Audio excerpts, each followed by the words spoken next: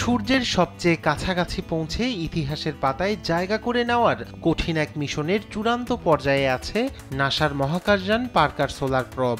ইতিমধ্যে সূর্যের বাহিরের বায়ুমণ্ডলে প্রবেশ করেছে এই ক্ষুদে মহাকাশযানটি।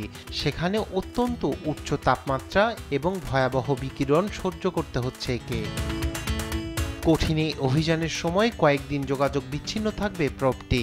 ২৭ ডিসেম্বর ওটার থেকে পাওয়া একটি সংকেতের অপেক্ষায় থাকবেন বিজ্ঞানীরা। মহাকাশযানটি ১৪০০ ডিগ্রি সেলসিয়াস তাপমাত্রা এবং এমন বিকিরণ সহ্য করবে যা এর কিছু যন্ত্রপাতি পুড়িয়ে দিতে পারে। তবে ১১.৫ সেন্টিমিটার পুরু কার্বন মিশ্রিত একটি পর্দা একে সুরক্ষা দেবে। এই মিশনের মূল লক্ষ্য সূর্যের কাজের প্রক্রিয়া সম্পর্কে আরো ভালোভাবে জানা, এমনটাই দাবি করেছেন বিজ্ঞানীরা। শতাব্দীর পর শতাব্দী ধরে মানুষ সূর্যকে পর্যবেক্ষণ করছে, কিন্তু একটি স্থানের পরিবেশ আপনি পুরোপুরি অনুভব করতে পারবেন না যতক্ষণ না আপনি সেখানে সরাসরি যান। তাই আমরা সূর্যের পরিবেশকে অনুভব করতে পারি না যতক্ষণ না আমরা এর মধ্য দিয়ে উড়ে যাই। আমি মহাকাশযান নিয়ে দুশ্চিন্তায় থাকব, কিন্তু আমরা এটিকে এমনভাবে নকশা করেছি যাতে এটি এই কঠিন পরিস্থিতি সহ্য করতে পারে। এটি একটি খুবই শক্ত, শক্তিশালী ছোট মহাকাশযান।